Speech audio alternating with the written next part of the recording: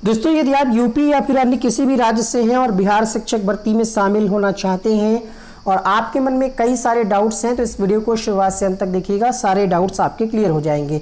सबसे ज़्यादा जो सवाल इस समय पूछा जा रहा है कि क्या इसमें सीटेट में जो है अपीयरिंग वाले भाग ले सकते हैं या फिर नहीं। तो देखिएगा, 20 अगस्त को आपकी सीटेट की परीक्षा होनी है और आपने फॉर्म फिल कर दिया है तो बिल्कुल आप इस एग्ज़ाम के लिए आवेदन कर सकते हैं। बस शर्त यही है कि आपकी जो डीएलएड या जो बीएड की डिग्री है, ठीक है, डीएलएड या बीएड जो भी आप कर रहे हैं वो आप पास कर चुके हों या फिर उसका लास्ट ईयर का एग्ज़ाम 31 अगस्त से पहले हो जाए तो आप इसके लिए आवेदन कर सकते हैं।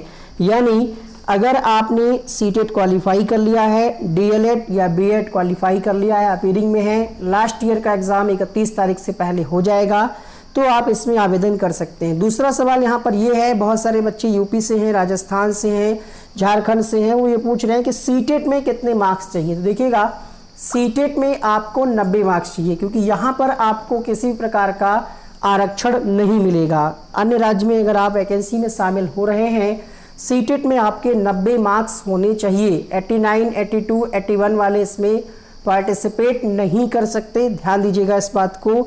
इसके अलावा आप कितने भी वीडियो देखेंगे हर कोई आपको वही बताएगा, ठीक है। आप जब तक आप अपने मन का सुन नहीं लेंगे, आप सोचेंगे कि कोई आपसे बता दे कि 90 से कम वाले भी पार्टिसिपेट कर सकते हैं तो आपको तसल्ली मिल जाएगी, लेकिन ऐसा नहीं है। देखिए, 90 मार्क्स होंगे तभी आप फॉर्म भर पाएंगे प्राइमरी में।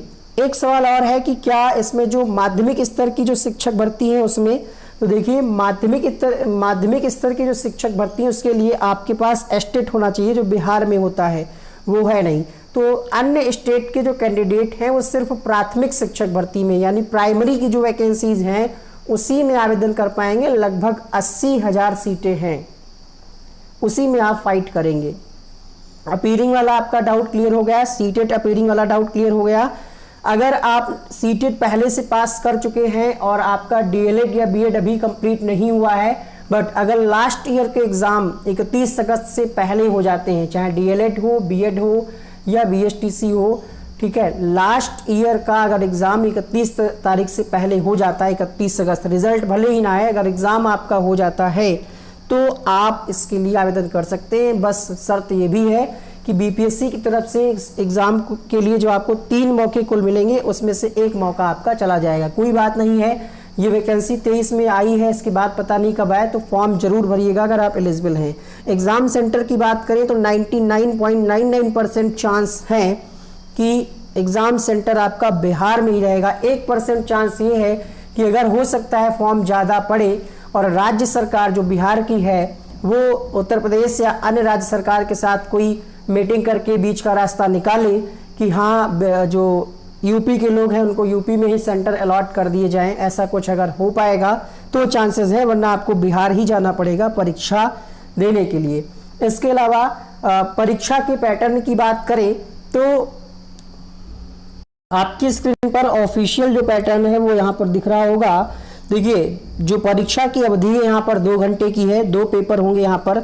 जो पहला पेपर होगा वो सबके लिए अनिवार्य होगा। उसमें भी कहा जा रहा है कि यह पत्र 2 भागों में होगा, भाग पहला और भाग दूसरा।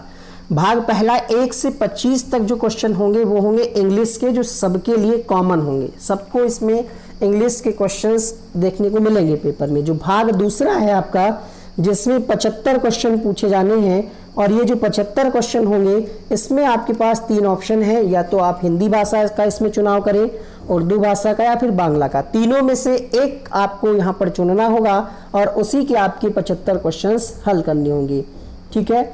यहाँ पर एक खास बात ये भी है कि इसमें कोई भी नेगेटिव मार्किंग नहीं है, लेकिन इसमें क्वालिफाइंग मार्क्स की भी बात कही गई है कि इस पत्र का अर्धांक दोनों भाग को मिलाकर के कम से कम 30%, यानी ये जो 100 क्वेश्चन हैं इसमें आपके 30 अंक आना जरूरी है। भले ही आप सिर्फ हिंदी में 30 से 40 सही कर लें या 10 इंग्लिश में सही कर लें, 20 हिंदी में सही कर लें, अलग अलग जरूरी नहीं है। कुल यहाँ पर टोटल ओवरऑल कह सकते हैं कि 100 क्वेश्चन में आपका अगर 30 मार्क्स या उससे ज़्यादा आएगा तभी आपका ये भाग 2 वाला चेक किया जाएगा, वरना आपकी अर्हता वहीं पर समाप्त हो जाएगी। मतलब आप आगे आपकी जो कॉपी होगी वो नहीं चेक होगी।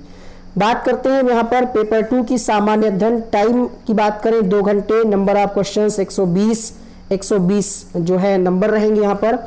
इसमें जो है नेगेटिव मार्किंग रहेगी और कितनी क्या रहेगी इस पर अभी क्लेरिफिकेशन नहीं आएगा, डिपेंड करेगा जो क्वेश्चन आयोग बनाएगा वो 4 ऑप्शन वाला होगा या फिर 5 ऑप्शन वाला। आपने देखा होगा अगर बैंकिंग की परीक्षाओं को अगर आपने देखा होगा या इसके क्वेश्चंस, तो वहां पर ऑप्शन होता है A B C D E, 5 option होते हैं। तो ये चीज़ अभी क्लियर नहीं है, 1/3 होगी, 1/4 होगी माइनस मार्किंग। जैसे ही कोई महत्वपूर्ण अपडेट आएगी इस बारे में हम आपको बताएंगे। इसमें आपको क्या क्या पढ़ना है, प्राथमिक विद्यालय के अध्यापकों के लिए इसमें गणित, मानसिक क्षमता यानी रीजनिंग, सामान्य जागरूकता, सामान्य विज्ञान, सामाजिक विज्ञान, भारतीय राष्ट्रीय आंदोलन, भूगोल और पर्यावरण शामिल है।